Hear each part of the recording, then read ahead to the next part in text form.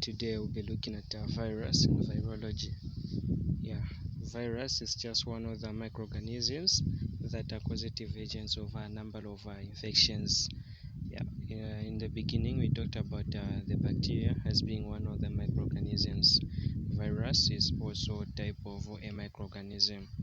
The only different, a virus is not a living organism, though it is studied under micro living organisms. But in this case, what you need to understand is that the virus is an acellular organism which can only replicate and when it is inside the cell of the host, but when it is left on the surface, just it is considered as a cellular and not a cell. So we are saying that the virus is cellular microbes that require living host cells to multiply, and thus it is called an obligate intracellular parasite. When you say an obligate intracellular parasite, we mean the parasite that can only live when it is inside the cell of the host. So we are saying on its own, just outside the cell, it can't replicate, only if at all it is inside the cell. And the virus, the other thing that you need to understand on the virus is that with it can only have DNA or RNA genetic information, but it can't have both at the same time. That's how different it is with these other eukaryotes. And it is surrounded by a simple protein coat that having either a helical or icosahedral morphology. So these are just the names that are given to the virus according to the shape that it possesses. It can either it is helical shape or it is icosahedral shape. That's morphology that you are talking about. So the viruses, they can also infect bacteria. Not only can they infect human hosts, but also the bacteria can be infected by the viruses. And these viruses that have got the capability of infecting the bacteria are called bacteriophages, which possesses the complex morphology. And we're going to talk about it as we'll be looking at the types of viruses in terms of their shape. Another thing that you need to understand on the viruses, mostly with viruses, they are very small compared to how it is with these other microorganisms. And they are dependent on the host cell. Their genomes are typically quite small, in some cases consisting only 2 genes. So all these the information that we're talking about, we're going to understand as we go further in our discussion of the lessons for today. So what we are saying in this case, the features that we are talking about: one, the viruses can infect bacteria, which are said to be the bacteriophages, and are very small in a sense that even with the use of the light microscope, you can't see the microorganisms called the viruses. Only with a special electronic microscope, they are the one that can easily view these tiny particles, which are the viruses. And when you say that their dependence on the host cell, it means that their survival can only be there provided with the cell. Without the cell, the host cell, the virus cannot live. So this is the structure of the bacteriophage, which are the viruses that infects bacteria. We are going to talk about them further as we go on. So we are saying that the viruses, for them to replicate, they require the human cell. And what they do, when they enter the human cell, they've got the mechanism of translating or transcripting the human cell into the viral cell. And this cell, as it is replicating as part of the human host, it is going to be producing the number of viruses. Remember, the virus is just a protein. It is a protein in nature that can either be DNA protein or RNA protein. So this protein, it has the mechanism of changing the enzymatic machinery of the human cell or of any other host, and be able to replicate or increase in number. And that's when you are going to have the number of viruses that are replicating. So you're saying that in many cases, viral infections, they lead to to the death of the host cells. Sometimes the cell can die abruptly or suddenly just after being infected by this virus. But sometimes it may not die just there and then, but what it does, it will keep on wearing out bit by bit, or it will change, what we call mutation. The cell, it is going to change completely from that of the human being to that of the virus, and as it is replicating are only the cells of the virus that are produced. And so we are saying that many viruses, they causes infections. For example, the virus that can cause infection, it is an acquired immune deficiency syndrome, the one that causes HIV or AIDS, the one you say AIDS. So it is a human immunovirus. Even influenza, it is caused by viruses, measles, poliomyelitis, rabies, and hemorrhagic fevers such as Ebola. So all these types of infections are caused by the virus. Now, having looked at all that description, what are some of the features that this virus possesses, and what makes them different from other microorganisms? First thing, just like we have mentioned in our introduction, these viruses are very small in size, and according to the research, it is proved that viruses ranges from 10 nanometer to 300 nanometers, which denotes its tinyness or its smallness. So it is very small in a sense that it is difficult for us to see them with our naked eyes. But when you compare them with the size of the bacteria, you find that the bacteria, it is about 1000 nanometers big in size. So this just shows how small this virus is.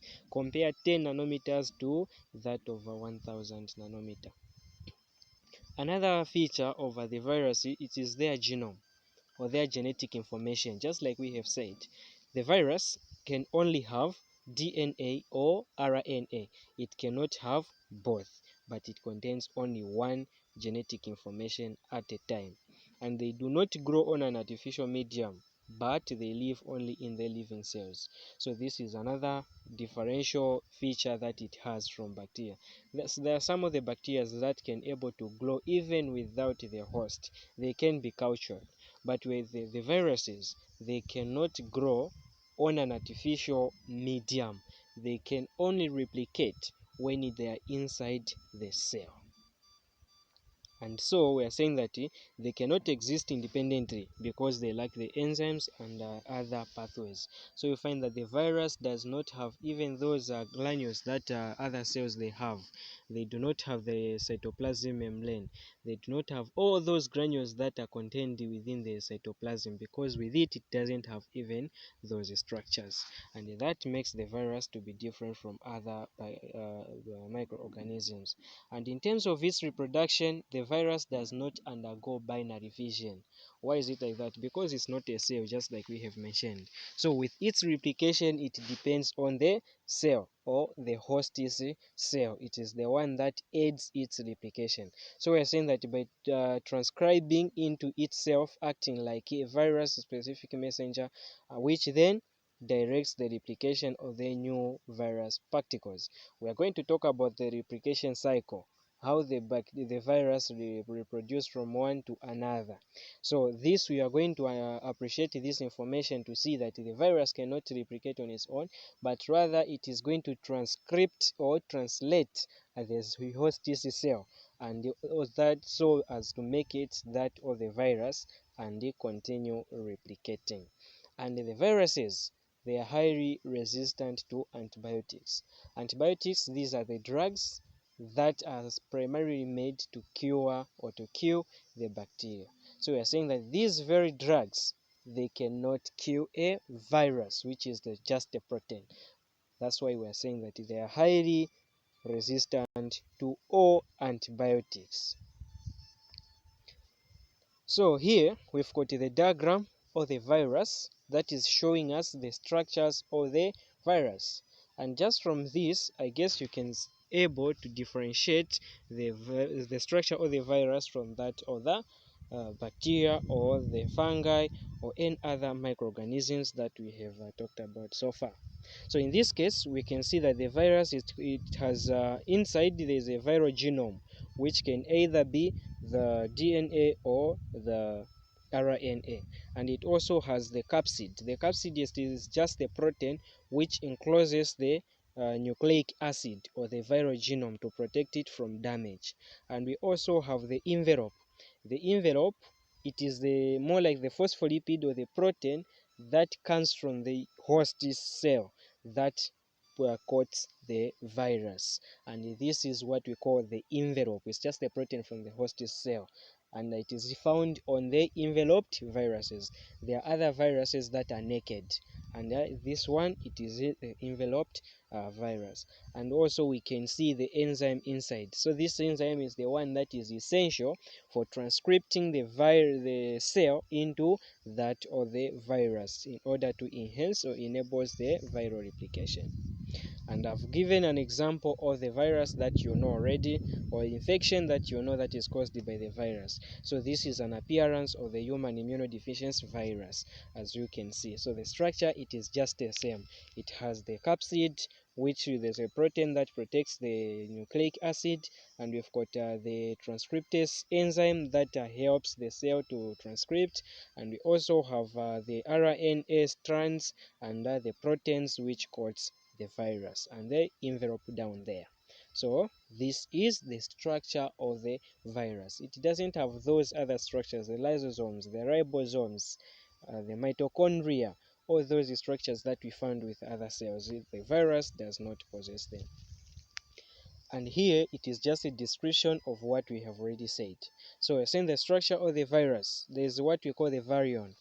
The virion, this is the virus at the extracellular stage. The virus that is not within the cell, we call it a virion.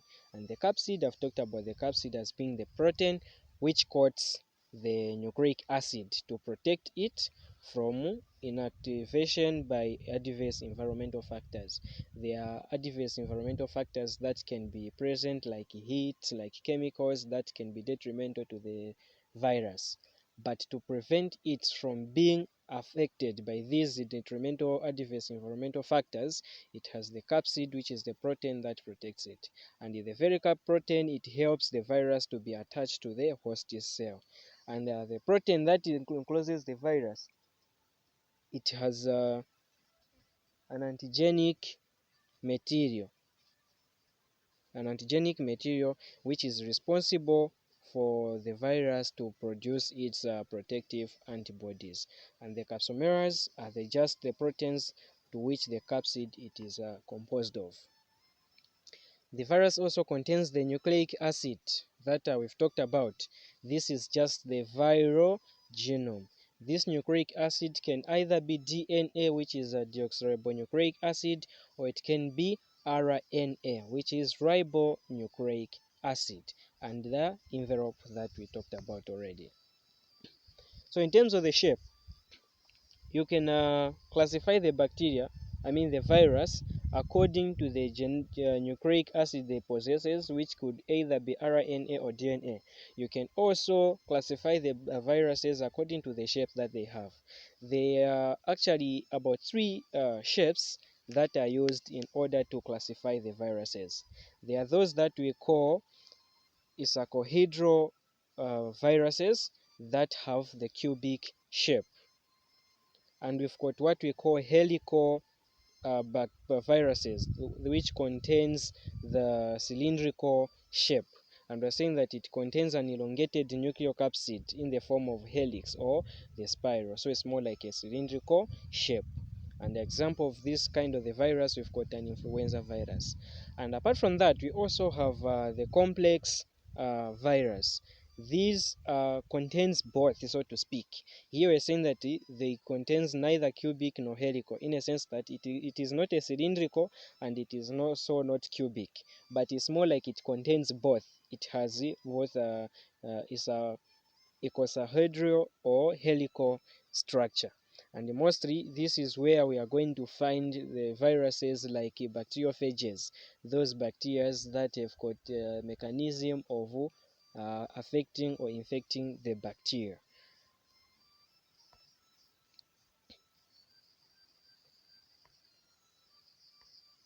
Okay, So this is what we have been talking about. So we've got the first one, which is a polyhedral or icosahedral shape, or the cubic shape, and we've got the helical shape, and that or the complex one, like the bacterial phage. And we've already described about all these structures of the bacteria. Now, what are the impact that the bacteria has on the host cell? What is the effects of the virus on your cell?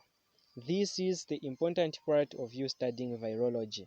You just want to know the effect that it has, so as to be able to know the importance of the treatment that needs to be given in a case of a viral infection. The first effect, the virus causes cell death. In what sense? Remember, when we are talking about a transcription, we said that the virus can either cause an abrupt death of the cell, or eventually death, which is the gradual death of the cell. So in this case, we are saying that the virus, it has the mechanism of the cytopathic effect, which kills the cell itself because it changes its genetic information. Apart from that, the virus, it also have an effect of cell transformation. Remember, you have white blood cells whose its functions is to fight against infections. And in an instance whereby you're infected by the viruses, the virus is going to change that white blood cells from being the leukocytes to the virus, in a sense that when you're infected with another microorganisms like bacteria, they are going to take advantage of you because you do not have the antigens, or rather you don't have the fighting mechanism in the body. You don't have the cells that are essential to fight against those bacteria. Hence, that's why you heard people saying that when a person is having HIV or AIDS, is likely to suffer from opportunistic infection. Why is it like that? Because of the immunosuppressed. The virus has the mechanism of changing the genetic information of the cells of your body to that of the virus. And we also have latent infection. They causes infection, which can also be chronic infections. And chronic infections, in this case, it is going to result in the chronic inflammation that is detrimental, or that will cause you to have immunosuppressed. We also have another effect of hemadsorption. Hemadsorption, hem from the term blood, and adsorption, it is just an attachment of the virus. So in this case, we are saying that the virus, it has the mechanism of attaching itself to the red blood cells, and when they attach themselves into the red blood cells, it means that the amount of hemoglobin molecules that you are going to have are going to be reduced. Hence, even the oxygen distribution to the cells is going to be altered. Not only that, it is also going to cause what we call agglutination. There will be the cramping of the red blood cells, in that its physiological function, it is going to be impaired. The classification of the viruses, just like I've mentioned earlier on, you said that the viruses can be classified according to their morphology as either being helical, icosahedral, or complex. And we also talked about the types of the diseases that the virus can produce. It is also one of how you can classify the viruses. And it can also be the antigenic reaction that it possesses, what type of the protein that it has, and what type of the nucleic acid does it possess. All these are the criteria on how you can classify the viruses. Now, having looked at all what we have said, we need to understand also the viral growth. This is actually the part that is very complex, and that most of our students, they lack the concept. And I will try by all means to make it something that can easily be understood. So, in terms of the viral growth, what you need to understand first, let's compare it with bacteria.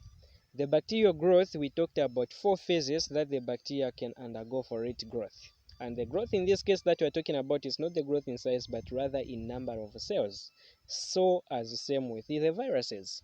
The viruses does not have 4 phases, but rather it has 7 stages of its growth. The first one, it is adsorption. When you say adsorption in this case, all what we are saying is the attachment of the virus to the host cell. So the virus is going to be attached on the surface of the host cell. And as the second stage, it is entry. After it has been attached to the cell, it has the protein that going to make it be able to be taken inside the cell, and there will be the entry of the cell through the invagination of the cell membrane. So it's more like the cell membrane, it is going to engulf the virus and it makes it inside it. And once the virus has been introduced to inside the cell, it is going to uncoat its capsid, or rather its envelope. Just like we have said, we said that the envelope, the envelope, it is the protein that encloses the protein. So once it is introduced inside the cell of the human body, by the help of the lysosomes of the human cell are going to shed off the envelope, and the virus, it is going to uncoat itself and leaving the protein just exposed. Once the protein has been exposed, which is the RNA or the DNA, it is going to translate and change the mechanism of the cells or the host.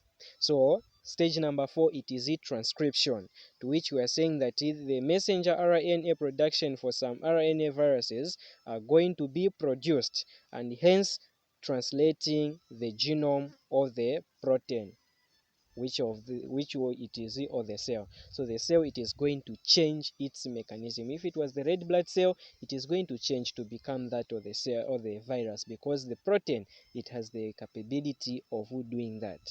From the changing of the cell mechanism, stage number 5, it will be viral protein synthesis. So as the cell, as we know already, the cells of the human body, let's give the example of the host, the human body. So the cells of the human body, they do replicate under the cell division. That cell division that we talked about, mitosis, it keeps on taking place. So now, as the cell wants to start replicating, to the fact that it is containing the genetic information of the virus, which can either be DNA or RNA, there will be the production of the viral proteins that are going to increase in its production. From there are two types of proteins that are going to be produced, which are structural proteins and non-structural proteins. The structural proteins are just going to make up the viral particles, and the non-structural protein are the enzymes that's going to help the virus now to become independent. It's non-structural. So they are going to make the virus going to be able to become independent from just those proteins that are being produced through the transcription. Then the sixth stage will be virion assembly. Virion assembly, it is just the assembling or aggregation of the proteins that have been produced by the cell, so as it to make the virus independent. So these viruses, or the protein that can either be DNA or RNA, are going to be assembled together to make up something that can be a virus as an independent. And the last stage, it is the release or liberation stage. This is the time now where the virus, it is going to leave the human cell and going to outside the cell. And it is at this stage when it can affect or infect another new cell, because the virus has fully been made. Sometimes the other proteins are going to remain inside the cell of the host, the same cell where the developmental stage has been taken place from. So I've demonstrated the cycle through this diagram here that we can see. So the first thing, just like we have said, the phase number 1, there's adsorption that is taking place. And adsorption, we said, is just an attachment of the viral cell onto the host cell. From absorption, there will be the penetration. On number 2, we can see that the virus has been introduced inside the cell. From there, we've got number 3, where it is uncoating, and we can see that the envelope is no longer there. We only have the DNA protein or RNA protein within the cell. Then from uncoating, it is the transcription now, and we can see stage number 4, there's early transcription, Number 5, we've got early translation, from transcription to translation. And number 6, we are going to have the DNA synthesis, that of the viral protein synthesis that we talked about, because there's a transcription that has taken place. And number 7, we've got the late translation. Number 8, we've got the assembling of those proteins that have been synthesized to make up the virus. And number 9, lastly, we've got the release of the virus, which is said to be the liberation stage, where the virus, it is released to extracellular environment, where it can also infect another cell. Remember here, they have shown to be 9 stages. Why is it like that? If you've noticed, from number 4 up to number 6, we've been talking about early transcription, early translation. So these, they make up one thing, it is just the transcription. But the stages that are involved in the viral replication, they are 7, just like it has been shown in the previous slides that have been talked about. So this has been the virus. Remember, friends, we talked about the structure of the virus, we talked about its effects on the human cell, and we also talked about the viral replication stages. So keep going through this lesson and be able to assimilate the points that have been explained and talked about. Thank you. Next time we are going to continue from here. Thank you very much.